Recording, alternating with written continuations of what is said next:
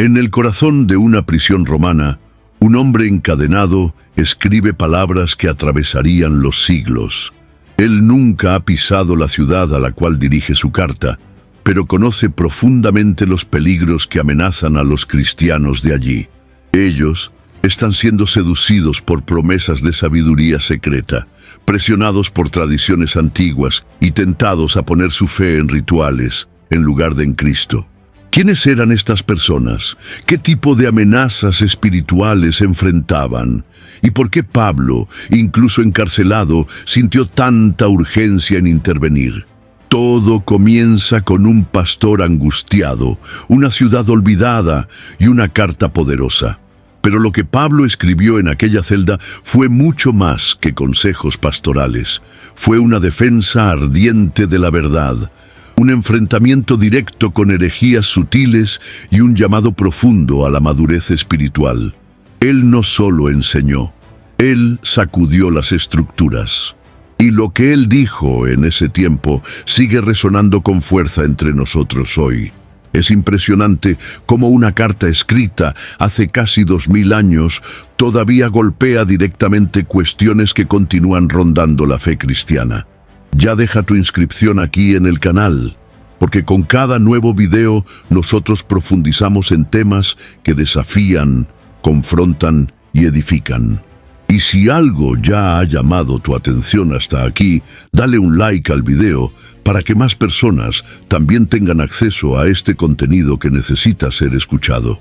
Entre las ciudades de Asia Menor mencionadas en las Escrituras, Colosas es una de las menos conocidas y, sin embargo, su historia alberga uno de los mayores testimonios del poder del Evangelio en medio de culturas desafiantes. Ubicada en el valle del río Lico, en la región de Frigia, Colosas ya había sido una metrópoli importante siglos antes, especialmente por su producción de lana teñida de un color llamado colosina. Sin embargo, en el momento de la redacción de la carta de Pablo, Colosas ya había perdido su prestigio comercial y político, siendo opacada por ciudades vecinas como Laodicea y Hierápolis. A pesar de pequeña y, a los ojos del imperio, sin gran relevancia, Colosas se convirtió en escenario de un drama espiritual profundo que exigió una intervención apostólica directa. Lo que hace que esta ciudad sea aún más fascinante es el hecho de que Pablo jamás estuvo físicamente allí. La iglesia que se formó en Colosas fue fruto de la expansión del Evangelio promovida por sus cooperadores y discípulos, no por su presencia directa. Esto revela el alcance del ministerio apostólico que, incluso a la distancia, lograba edificar, confrontar y fortalecer comunidades enteras. El cristianismo se había difundido con fuerza por la región, pero no sin encontrar resistencia y desafíos culturales. El ambiente estaba cargado de influencias religiosas diversas, ideas filosóficas griegas y prácticas sincréticas que amenazaban la pureza del evangelio recién plantado. El nacimiento de la iglesia en Colosas, por lo tanto, no fue un evento aislado o sin conflictos. Las Escrituras nos muestran que la fe cristiana allí floreció en suelo mezclado, donde viejas tradiciones, cultos paganos y filosofías especulativas intentaban coexistir con el mensaje de la cruz. Era en ese ambiente de tensión que hombres y mujeres convertidos se encontraban en la difícil misión de vivir una fe nueva y transformadora, mientras eran presionados por un mundo que no comprendía y frecuentemente rechazaba esa novedad de vida en Cristo.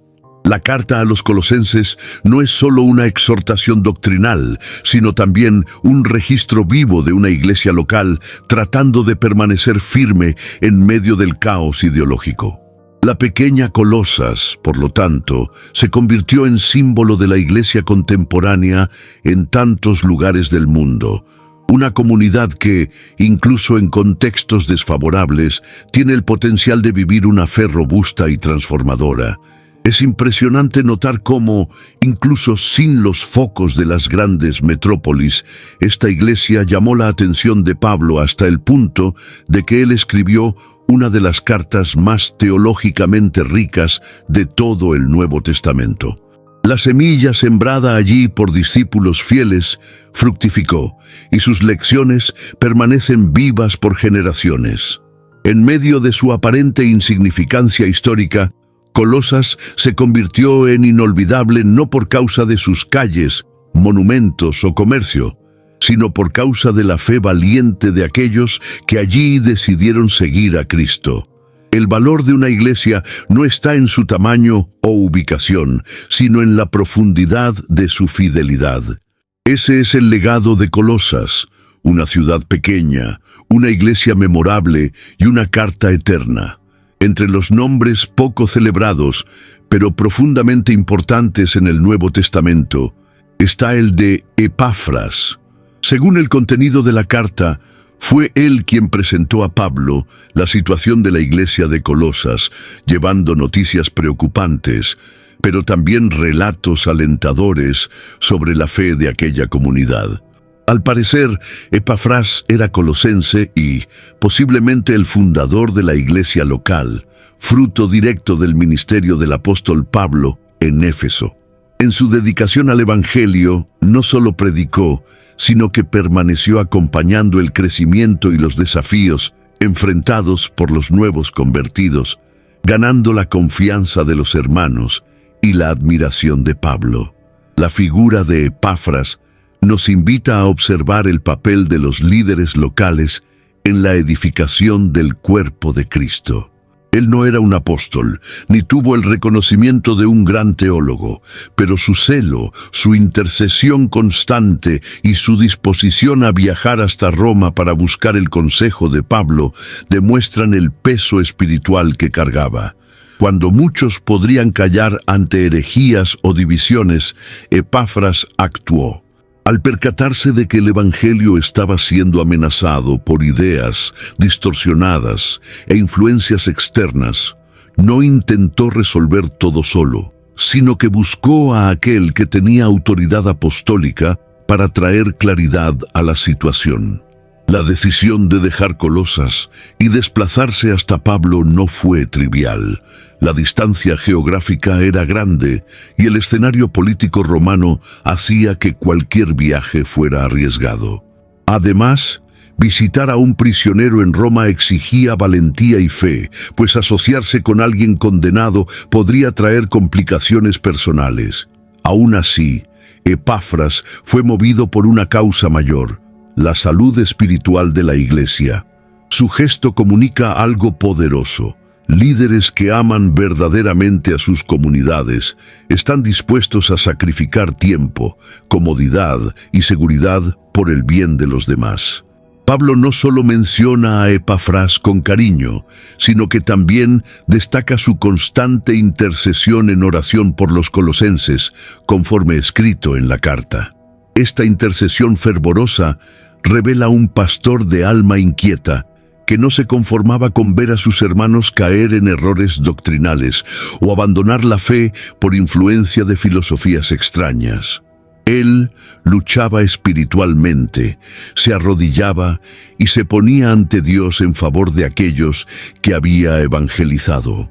Su figura contrasta con tantos líderes religiosos de hoy que buscan estatus y reconocimiento, mientras Epafras se destacó precisamente por su servicio silencioso y su lealtad.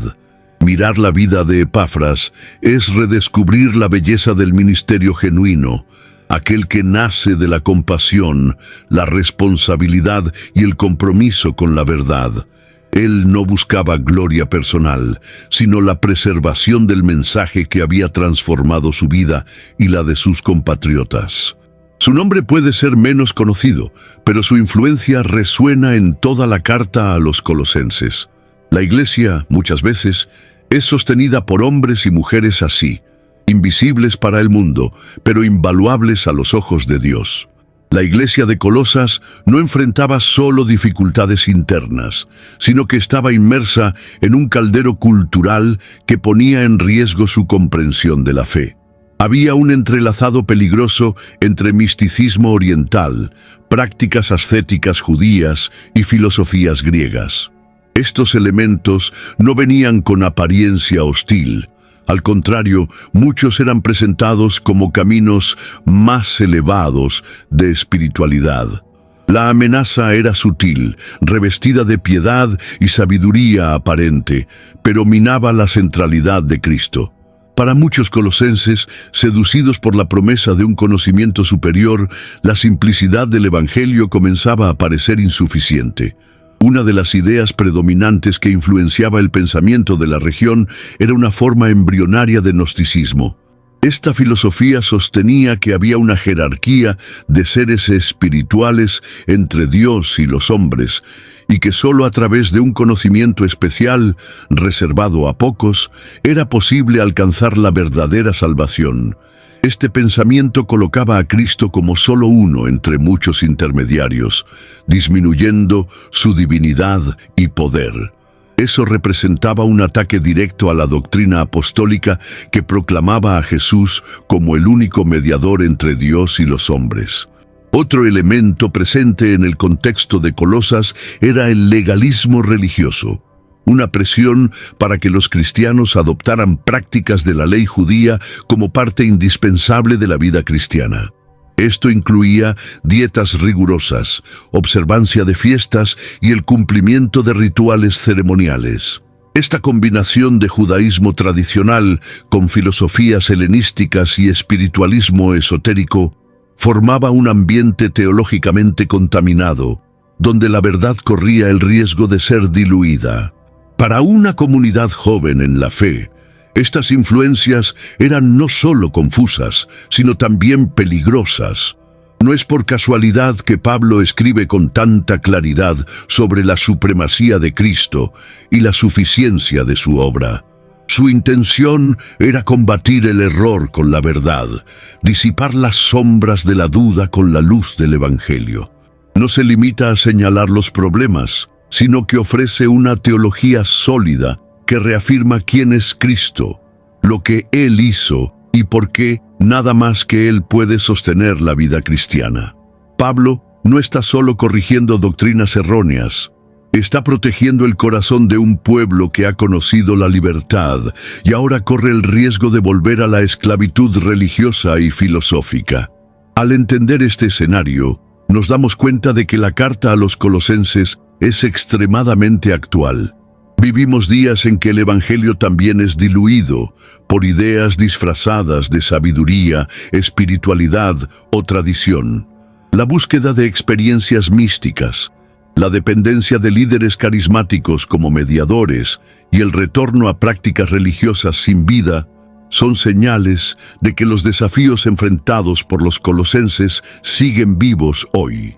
El enfrentamiento de Pablo no fue solo contra errores antiguos, sino contra cualquier cosa que intente robar de Cristo el lugar que solo a Él le pertenece, el centro de todas las cosas. Y ya que estamos hablando sobre las presiones culturales y filosóficas que intentaban distorsionar el Evangelio en Colosas, cuéntame en los comentarios. ¿Has visto algo parecido sucediendo hoy? ¿Qué tipo de ideas modernas crees que confunden más la fe cristiana? Me gustaría leer tu opinión. La carta a los colosenses fue escrita en uno de los momentos más oscuros de la vida de Pablo, mientras estaba preso en Roma. Privado de su libertad, el apóstol seguía siendo una voz activa y profética, capaz de alcanzar comunidades distantes con instrucciones, consejos y exhortaciones que atravesarían siglos.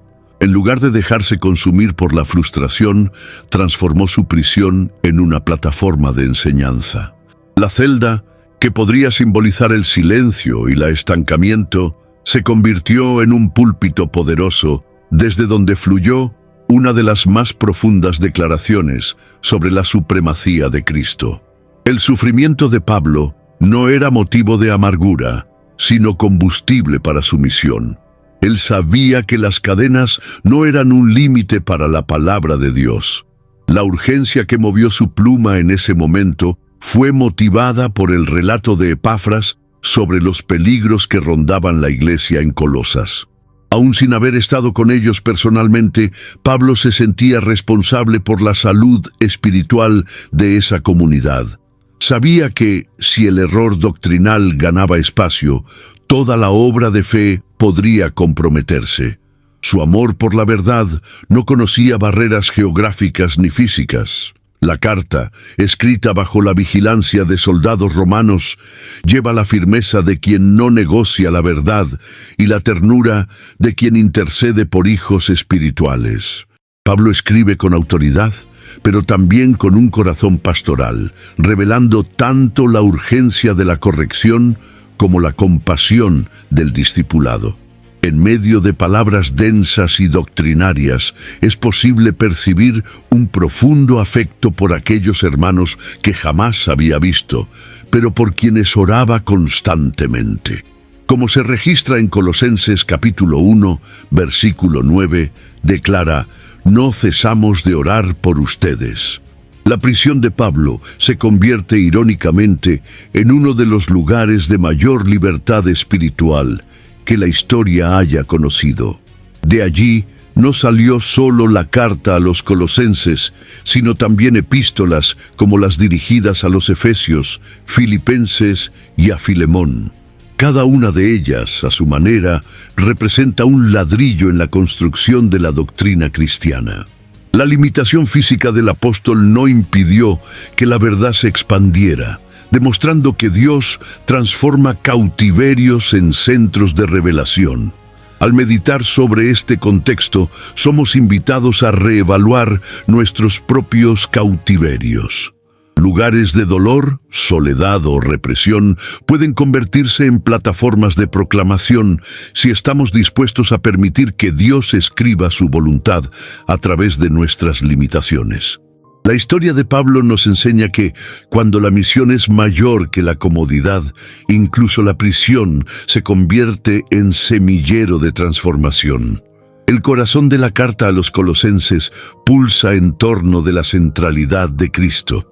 Pablo eleva la figura de Jesús a una altura que desconstruye cualquier intento humano de reducir su divinidad o de colocarlo entre intermediarios celestiales.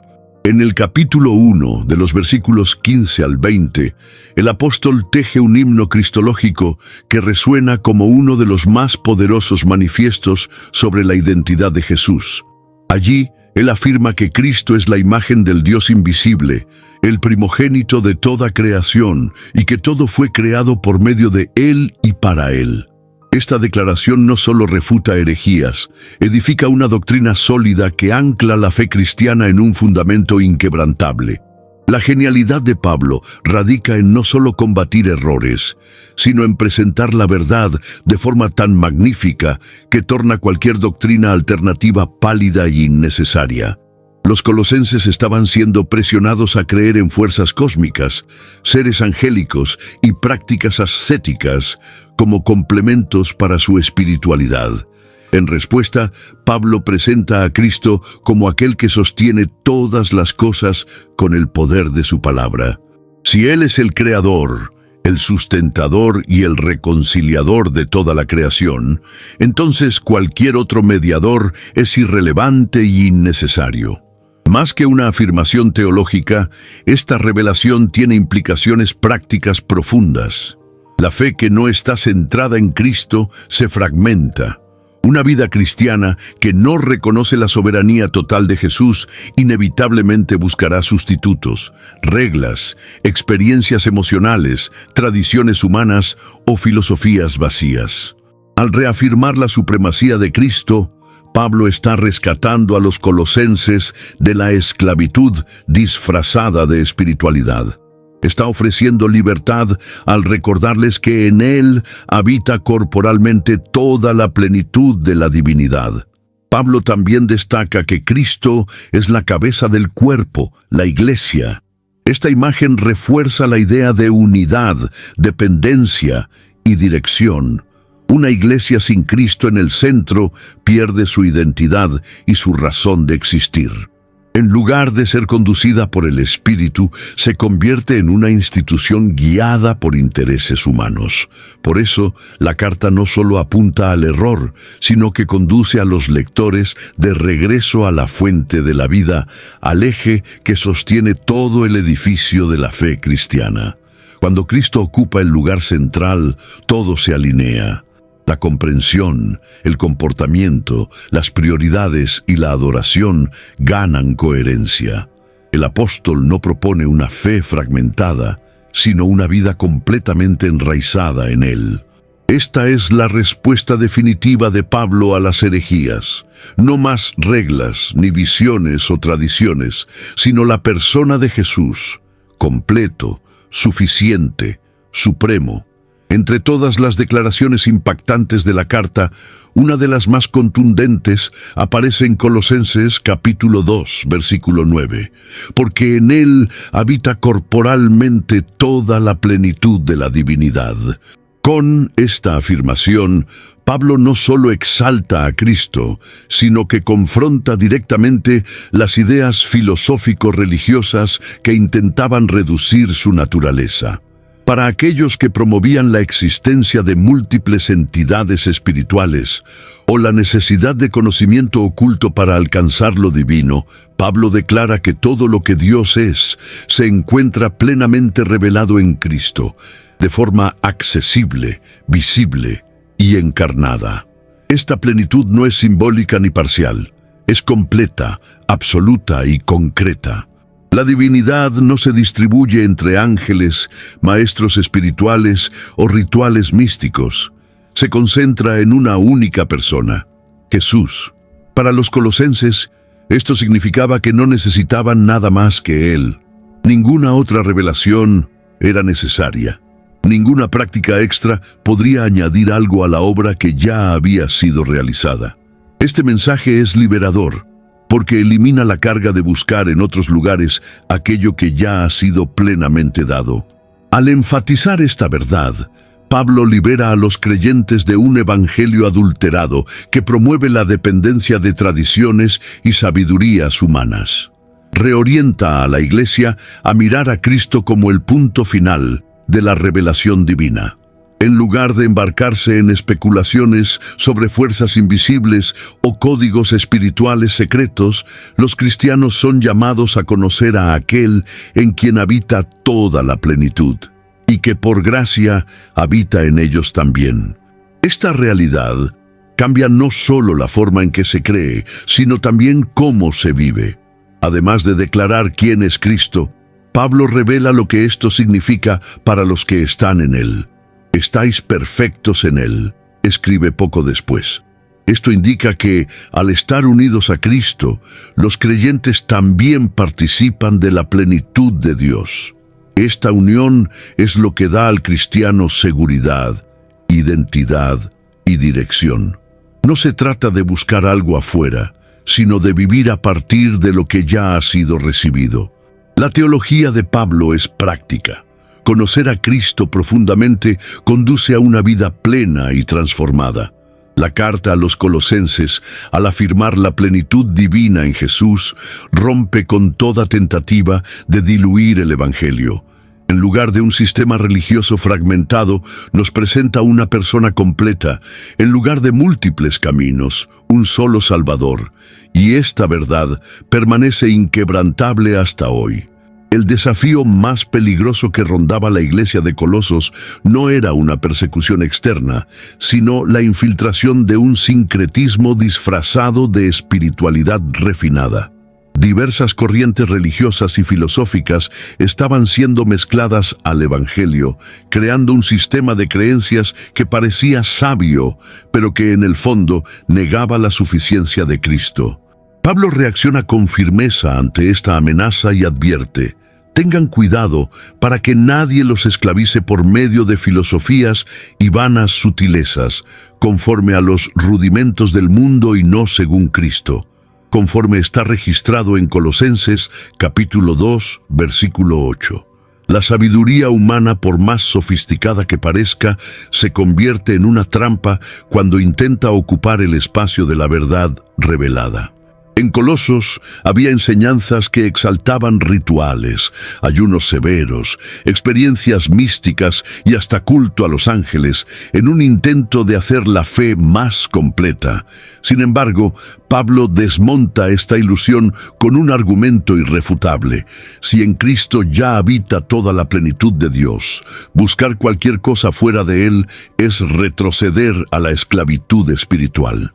La fe cristiana no necesita ser adornada con elementos externos. Es pura, directa y poderosa porque está enraizada en el propio Dios encarnado. Este sincretismo religioso no era solo una amenaza teológica, sino una prisión emocional y espiritual. Hacía que los creyentes vivieran con culpa, miedo a no ser espirituales lo suficiente y dependientes de líderes o experiencias específicas para sentirse aceptados por Dios. Pablo, al exponer la futilidad de estas prácticas, está liberando a los colosenses de este ciclo de angustia. Él está diciendo, Cristo basta. Esta es la liberación que el Evangelio trae, no un peso nuevo, sino la eliminación de las cargas antiguas. Hoy, el sincretismo aún intenta infiltrarse en las comunidades cristianas. La mezcla entre fe bíblica y creencias populares, la deificación de la autoayuda y el fascinio por movimientos místicos muestran que la advertencia de Pablo sigue vigente. El cristiano moderno, al igual que el colosense del primer siglo, necesita aprender a discernir lo que viene de Dios y lo que es solo invención humana con disfraz religioso. La sabiduría que viene de arriba es diferente de la lógica del mundo. Es simple, pero profunda, humilde, pero poderosa. Cuando la Iglesia vuelve su corazón completamente hacia Cristo, no hay espacio para modas ni para doctrinas camufladas. La verdad se impone por sí misma cuando se vive en la presencia del verdadero Señor. Uno de los pilares de la herejía que amenazaba a los colosenses era la insistencia en prácticas externas como señal de espiritualidad. Entre ellas se destacaba la exigencia de la circuncisión física, una tradición judía que había sido ampliamente debatida en la iglesia primitiva. Pablo, conocedor profundo de la ley y transformado por la gracia, confronta este argumento al enseñar que, en Cristo, ya hubo una circuncisión superior, no realizada por manos humanas, sino operada por el Espíritu en el corazón de los creyentes. En Colosenses capítulo 2, versículo 11, él afirma que esta nueva circuncisión, despojada del cuerpo de la carne, es la verdadera señal de la alianza. Esta idea rompe con el legalismo que intentaba dominar la Iglesia. La circuncisión del corazón representa la eliminación del dominio de la naturaleza pecaminosa y la inauguración de una nueva identidad espiritual. No se trata más de marcar el cuerpo, sino de transformar la esencia del ser. La salvación, por lo tanto, no depende de rituales religiosos, sino de la obra interior que Cristo realiza. Pablo invita a los creyentes a no aferrarse a lo que es visible y temporal, sino a abrazar lo invisible y eterno, una fe basada en la regeneración, no en la tradición. Al relacionar la circuncisión espiritual con el bautismo, Pablo muestra que ambos simbolizan el mismo principio: muerte para el viejo hombre y nacimiento para una nueva vida en Cristo. El bautismo, como él afirma, es el sepultamiento con Cristo y la resurrección por la fe en el poder de Dios. Este vínculo entre los dos ritos revela la belleza de la obra redentora que actúa de dentro hacia afuera, a diferencia de la religión que impone cambios de fuera hacia adentro sin transformar el corazón. Pablo está enseñando a los colosenses y a nosotros hoy que la verdadera espiritualidad no se mide por símbolos externos, sino por una nueva vida que evidencia frutos del Espíritu, arrepentimiento sincero y amor práctico. Las marcas de la nueva alianza no están en la carne, sino en la obediencia del corazón. Cristo no vino a perfeccionar el antiguo sistema. Él vino a inaugurar uno nuevo, basado en la gracia y en la transformación interior. Ante esto, cada cristiano es llamado a examinar su fe. ¿Estamos viviendo un cambio genuino o simplemente adhiriéndonos a formas religiosas? El Evangelio nos llama a una revolución interior, donde lo viejo es arrancado de raíz y lo nuevo florece por el poder del Espíritu. Esta es la verdadera circuncisión, una vida marcada por la gracia y moldeada por la verdad. Pocos versículos de las Escrituras poseen una fuerza tan liberadora como los que Pablo escribe en Colosenses capítulo 2, versículo 14. Habiendo borrado el documento que era en contra nuestra, con sus ordenanzas, el cual de alguna manera nos era contrario, y lo quitó de en medio de nosotros, clavándolo en la cruz. Con estas palabras, el apóstol no solo enseña, sino que proclama una victoria definitiva sobre todo lo que nos condenaba. La cruz, vista frecuentemente como símbolo de sufrimiento, es revelada aquí como el trono donde Cristo despojó principados y potestades, triunfando sobre ellos de forma pública. La expresión «borrado el documento» se refiere a un documento legal, una lista de deudas o acusaciones que estaban pendientes contra alguien. Pablo está diciendo que todos nuestros pecados, fallos y transgresiones estaban registrados contra nosotros como una sentencia inevitable. Pero Cristo, en su muerte, tomó esta lista y la clavó en la cruz, anulando cada acusación. Él no solo pagó el precio, Él eliminó el registro. No hay más deuda ni condenación para los que están en Él. Además, Pablo afirma que Cristo despojó los poderes de las tinieblas. Este lenguaje remite a la imagen de un general romano que al vencer a sus enemigos los exhibe públicamente para mostrar que ya no representan una amenaza.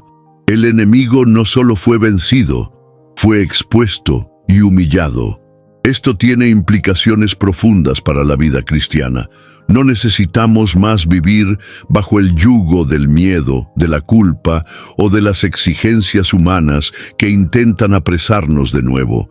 El Evangelio nos libera no solo del pecado, sino también de las estructuras religiosas que sustituyen la cruz por rituales vacíos.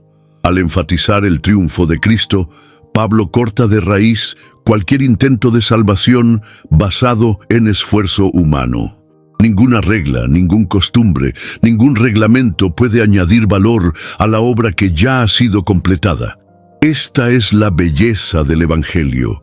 Es completo, no requiere complementos y nos llama a vivir basados en lo que Cristo ya hizo y no en lo que aún tendríamos que hacer. El verdadero cristianismo no es un sistema de reglas a seguir, sino una respuesta de gratitud a una obra consumada. Cuando entendemos que la cruz no solo perdona, sino que también liberta, nuestra adoración se vuelve genuina, nuestra obediencia espontánea y nuestra identidad segura. No hay espacio para el miedo cuando se conoce el triunfo. La transformación que el Evangelio opera no es superficial. No se trata solo de un cambio de creencias o de la adopción de nuevos hábitos religiosos, sino que toca la esencia del ser humano. En Colosenses capítulo 3, versículos 9 y 10, Pablo presenta una de las imágenes más poderosas de la carta. Ya os habéis despojado del viejo hombre con sus hechos, y os habéis vestido del nuevo, que se renueva para el conocimiento, según la imagen de aquel que lo creó. Este lenguaje de despojarse y vestirse evoca el proceso diario de elección, renuncia y renovación que caracteriza la nueva vida en Cristo. El viejo hombre representa la naturaleza dominada por el pecado, una existencia centrada en sí misma, marcada por deseos desordenados, ira, malicia y mentira. Pablo llama a los colosenses a abandonar esta forma antigua de vivir, no por fuerza de voluntad propia, sino por causa de la nueva identidad que han recibido en Cristo. La conversión no es solo un evento espiritual, es el inicio de una jornada de transformación visible. La fe que salva también santifica. Y esta santificación exige que aquello que pertenecía al pasado sea deliberadamente dejado atrás. Por otro lado, el nuevo hombre es descrito como alguien que se renueva continuamente para reflejar la imagen de Dios. Esta renovación es progresiva, diaria, moldeada por el conocimiento de la verdad y por la acción del Espíritu. El cristiano no es solo un expecador perdonado, él es un ser en reconstrucción, siendo restaurado a la imagen original, perdida en el Edén y ahora redimida en Cristo. Esto cambia la forma en que nos vemos, en que actuamos y en que nos relacionamos con el mundo a nuestro alrededor. El llamado de Pablo es claro.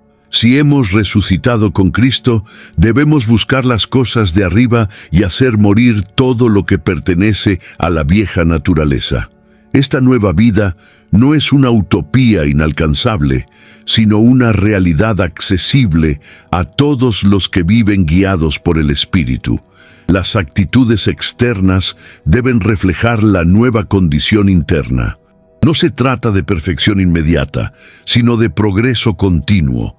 Cada decisión, cada reacción, cada elección es una oportunidad de demostrar que ya no vivimos como antes. Este pasaje nos confronta con la pregunta esencial de la fe. ¿Estamos solo frecuentando ambientes cristianos o de hecho viviendo como nuevas criaturas? La gracia que nos alcanza es la misma que nos capacita para abandonar lo que nos destruye y vestir aquello que glorifica a Dios. La nueva vida en Cristo es más que una promesa. Es un camino de transformación real y visible. Después de destacar la transformación individual, Pablo lleva a los colosenses a un aspecto innegociable de la fe cristiana: la vida en comunidad. En Colosenses capítulo 3, versículo 11, él afirma que Cristo es todo en todos. Y esta frase resume el fundamento de la verdadera unidad. En Cristo, barreras étnicas, sociales y culturales son deshechas. En la comunidad de los redimidos no hay espacio para la superioridad de un grupo sobre el otro, pues todos han sido igualmente reconciliados por la sangre de la cruz. La diversidad en la iglesia de Colosas era evidente. Había judíos y gentiles, hombres y mujeres, señores y siervos, y esto generaba tensiones. Sin embargo, Pablo no propone una estandarización forzada, sino una unidad basada en el amor, en el perdón y en la compasión. Él exhorta a los creyentes a vestirse de tiernos afectos de misericordia, humildad, mansedumbre y longanimidad. Estas no son solo virtudes individuales, sino que son indispensables para la convivencia saludable entre hermanos de diferentes contextos. La unidad cristiana no nace de la semejanza, sino de la madurez. Ella exige que cada miembro de la comunidad aprenda a soportar al otro en amor, a perdonar como ha sido perdonado por Cristo y a buscar la paz como árbitro en las decisiones y relaciones. Pablo va más allá al decir que sobre todas estas cosas esté el amor, que es el vínculo de la perfección. El amor es el cemento que une las piedras vivas de la iglesia. Sin él, cualquier estructura se desmorona. Además, Pablo orienta que la palabra de Cristo habite ricamente entre los hermanos, con cánticos, salmos e himnos espirituales. Esto revela una comunidad que adora unida, que se instruye mutuamente y que permite que la verdad transforme sus relaciones. La iglesia, para Pablo, no es un grupo de espectadores, sino una familia espiritual activa, donde cada uno contribuye con dones y actitudes que edifican el todo. Vivimos en una época en que la individualización de la fe ha debilitado el sentido de cuerpo. Muchos buscan experiencias personales con Dios, pero descuidan el compromiso con la comunión. La carta a los colosenses nos recuerda que no hay cristianismo pleno fuera de la comunidad. La iglesia es el campo donde la nueva vida es puesta a prueba. y donde la gracia se manifiesta en las relaciones. Ser uno con Cristo es también aprender a ser uno con los hermanos. Dentro de su enseñanza sobre la nueva vida en Cristo, Pablo dedica atención especial a la estructura familiar, reconociendo que la transformación espiritual también debe alcanzar los hogares. En Colosenses capítulo 3, de los versículos 18 a 21, él orienta a esposas, maridos, hijos y padres sobre sus roles de forma clara, objetiva y revolucionaria para los estándares de aquella época. Estas instrucciones no fueron dadas para controlar o jerarquizar, sino para restaurar el propósito original de la familia a la luz del Evangelio. En el mundo greco-romano, las relaciones familiares estaban marcadas por autoritarismo, desigualdad y abusos. Los hombres dominaban completamente a sus esposas e hijos, y poco se hablaba de afecto o responsabilidad emocional. Pablo, al enseñar que el marido debe amar a la esposa y no ser áspero con ella, rompe con esta lógica. El amor que él prescribe es sacrificial, similar al amor de Cristo por la Iglesia. No es un amor de conveniencia, sino de entrega y cuidado constante. A las esposas, él orienta que se sometan a los maridos como conviene en el Señor. Esta sumisión, lejos de ser una opresión, es una expresión de confianza y respeto mutuo dentro de una estructura que refleja la armonía del propio Dios. No hay aquí inferioridad, sino complementariedad. La relación conyugal, según Pablo, debe estar marcada por honor mutuo, servicio y fidelidad. Los hijos también son exhortados a la obediencia, lo que muestra que incluso los más jóvenes forman parte de la comunidad de fe y deben ser tratados como discípulos. Y a los padres, especialmente a los padres hombres, Pablo les da una instrucción inusual: no irritéis a vuestros hijos para que no se desanimen. Esto revela sensibilidad pastoral.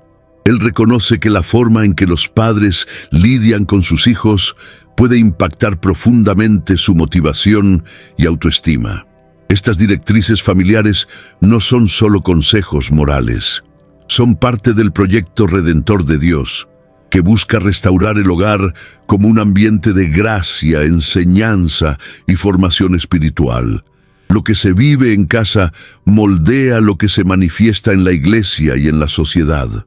Una fe viva necesita comenzar en el ambiente más íntimo. El desafío sigue siendo actual. En tiempos de familias desestructuradas, donde los roles se confunden y la comunicación se rompe, la sabiduría de Pablo todavía resuena como un camino seguro para reconstruir relaciones y vivir la fe de forma encarnada dentro del hogar. En su exhortación a la iglesia de Colosas, Pablo no limita el impacto del Evangelio a la esfera espiritual o familiar. Extiende la transformación cristiana también al ambiente de trabajo. En Colosenses capítulo 3, de los versículos 22 a 25 y siguiendo hasta el capítulo 4, versículo 1, el apóstol establece principios que revolucionaban la relación entre siervos y señores dentro del Imperio Romano. En un sistema en el que los esclavos eran tratados como propiedad y los patrones actuaban con autoritarismo, Pablo inyecta dignidad, responsabilidad y espiritualidad en el trabajo cotidiano. A los siervos no solo les recomienda obediencia, sino que les orienta a trabajar no sirviendo solo a la vista, como para agradar a los hombres, sino con sinceridad de corazón, temiendo al Señor. Esta perspectiva cambia completamente el concepto de trabajo. En lugar de ser solo una obligación impuesta, el oficio se convierte en un acto de adoración. El siervo cristiano no trabaja solo para agradar a su patrón terrenal, sino para honrar a Dios en todo lo que hace. Esta conciencia eleva el más simple de los servicios a la categoría de ministerio. Pablo también enfatiza que del Señor recibiréis como recompensa la herencia. recordando que el valor del trabajador no está en las condiciones humanas de su empleo, sino en la mirada divina que recompensa cada acto hecho con fidelidad. Esto trae consuelo y fuerza, especialmente a aquellos que realizaban tareas pesadas o eran tratados con injusticia. No estaban invisibles a los ojos de Dios. Al contrario, cada gesto de dedicación, incluso sin reconocimiento humano, estaba siendo observado por el Señor. A los señores, Pablo dirige un llamado a la equidad y justicia, recordándoles que también tienen un Señor en los cielos. Esta afirmación iguala todas las posiciones ante Dios. La autoridad en el mundo no es excusa para la tiranía. El patrón cristiano es llamado a liderar con respeto, compasión y responsabilidad. La fe verdadera se revela en la manera en que trata a sus subordinados, valorándolos como hermanos y no como instrumentos de lucro. Esta ética cristiana del trabajo sigue siendo extremadamente actual. En un mundo marcado por desigualdades, explotación y falta de respeto profesional, la carta a los Colosenses ofrece una alternativa fundamentada en la dignidad humana y en la devoción a Dios. El trabajo deja de ser solo un medio de sobrevivencia y se convierte en plataforma de testimonio.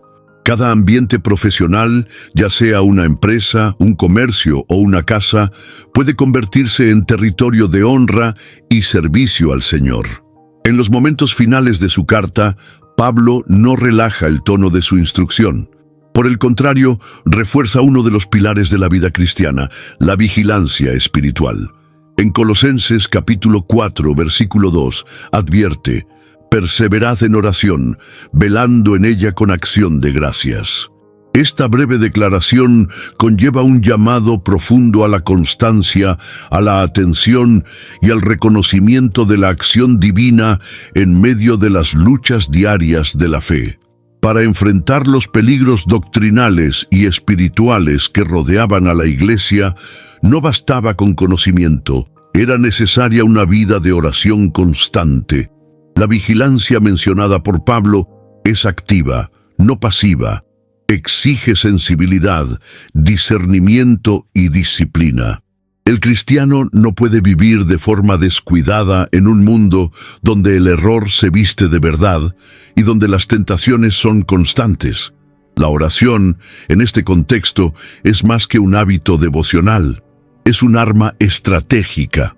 Es a través de ella que el creyente mantiene su mente alineada con el Espíritu, su fe fortalecida y su percepción agudizada ante las sutilezas del engaño. Además, Pablo destaca que esta oración debe ser acompañada de gratitud. Esto nos enseña que incluso en medio de las batallas espirituales, el cristiano no debe volverse amargo o desesperanzado. La acción de gracias protege el corazón contra la murmuración y alimenta la confianza en la soberanía de Dios. La gratitud y la vigilancia van de la mano, como dos manos que sostienen el equilibrio del alma ante las adversidades. Curiosamente, Pablo también pide que la Iglesia ore por él, para que tenga la oportunidad de proclamar la palabra y hacerla conocida con claridad. A pesar de ser un apóstol experimentado, reconoce su dependencia de las oraciones de la Iglesia. Esta solicitud revela humildad y sentido de misión. La oración no solo protege, sino que también abre puertas y capacita para la evangelización. No se trata de un ejercicio aislado, sino de una acción comunitaria y misionera. Hoy, la vigilancia espiritual sigue siendo esencial. Vivimos en un tiempo saturado de información, ideologías y distracciones. La oración perseverante es un antídoto contra el letargo espiritual y la superficialidad. Cuando oramos con constancia y vigilancia, mantenemos viva la llama de la fe y nos volvemos sensibles a la dirección de Dios. Esta práctica no es opcional, es sobrevivencia espiritual. La iglesia que ora, vigila, y la que vigila permanece firme. Aún estando preso, Pablo nunca dejó de pensar en el avance de la misión. Su mente y corazón estaban dirigidos no solo a corregir los errores de Colosos, sino a ampliar el alcance del Evangelio en todas las direcciones. En Colosenses capítulo 4, versículos 3 y 4, él pide oraciones para que Dios nos abra una puerta para la palabra, a fin de que hablemos del misterio de Cristo. Esto muestra que, para Pablo, las circunstancias nunca definen los límites del llamado. La misión no se detiene por causa de cadenas, simplemente encuentra nuevas rutas. Este pedido revela una visión madura y audaz del ministerio. Pablo no pide confort ni liberación inmediata. Él pide oportunidad para predicar.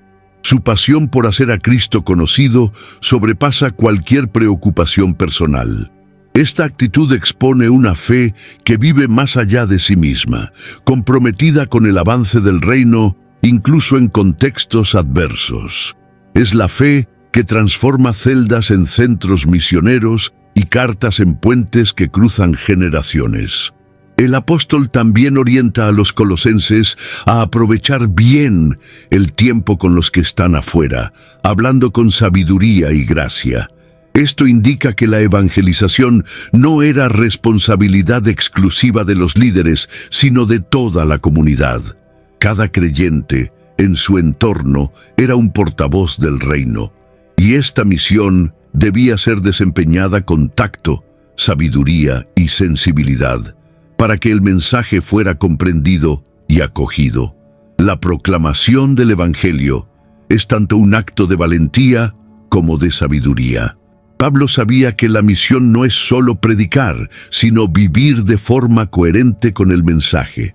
Él llama a los colosenses a tener una palabra siempre con gracia, sazonada con sal, es decir, una comunicación que edifica, atrae y transforma. Este lenguaje revela el equilibrio entre verdad y amor, firmeza y dulzura, celo y empatía. El apóstol está enseñando a una generación de creyentes a ser evangelistas en su estilo de vida, no solo en sus discursos. La misión continúa y sigue a través de hombres y mujeres que, como Pablo, tienen los ojos puestos en las puertas que Dios aún quiere abrir.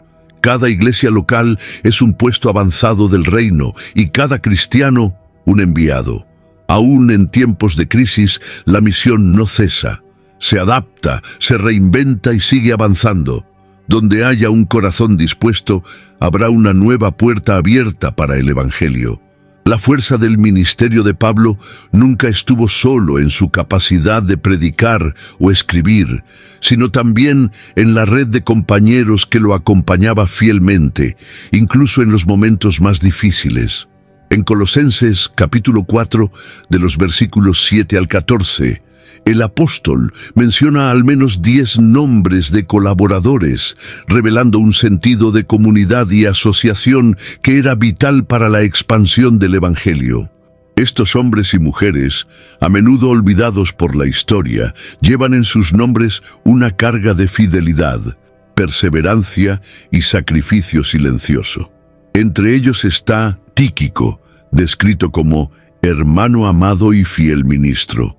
Alguien confiable, elegido para llevar la carta a Colosos y alentar a los hermanos. Él representa a aquellos que no buscan protagonismo, sino que cumplen con excelencia el papel que se les ha confiado. Onésimo, el esclavo fugado convertido en hermano, también es mencionado, mostrando cómo el Evangelio redime historias y restaura relaciones.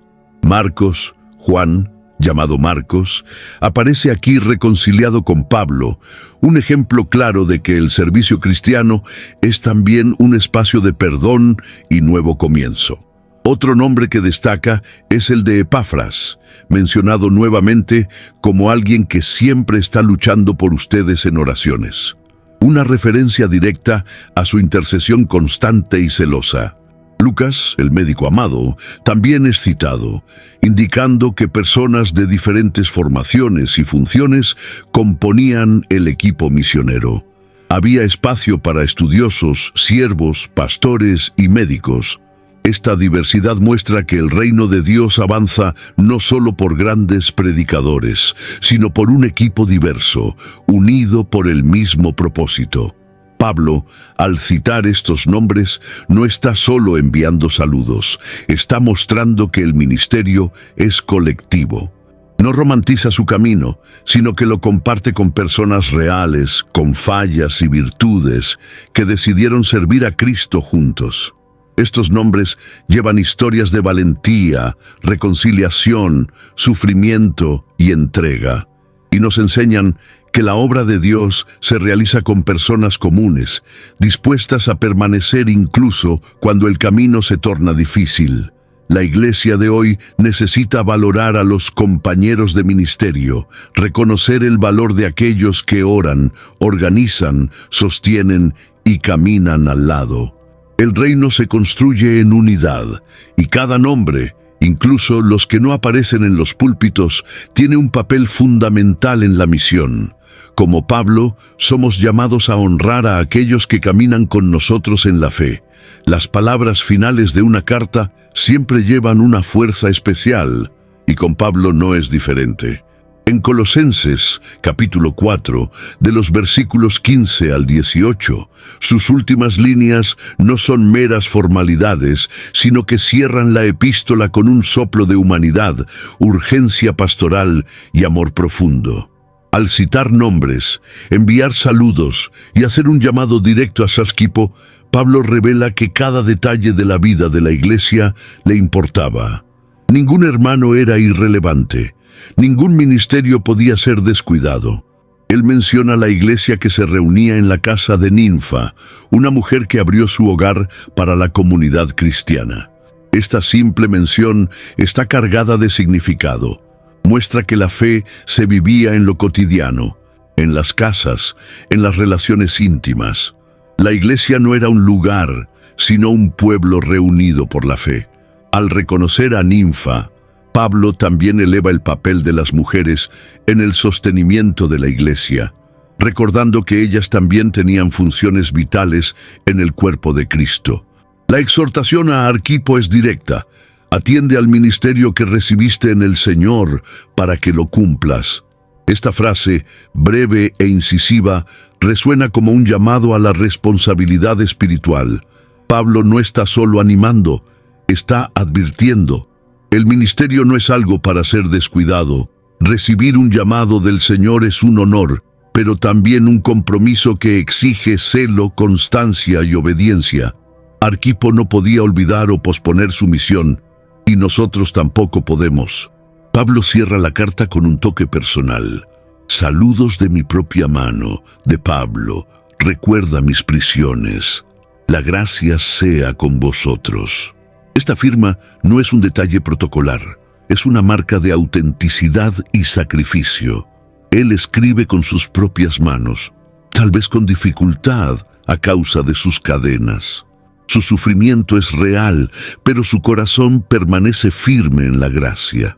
La prisión no apagó su voz, ni borró su autoridad espiritual. Estas últimas palabras revelan el corazón de un líder que ama su iglesia, valora a cada miembro y vive con la eternidad en mente. No hay una despedida fría, sino una convocación continua a la fidelidad. Incluso al final de la carta, Pablo nos enseña a permanecer atentos, firmes y comprometidos con el propósito por el cual hemos sido llamados. La carta a los Colosenses es más que un registro histórico o una corrección doctrinal del primer siglo.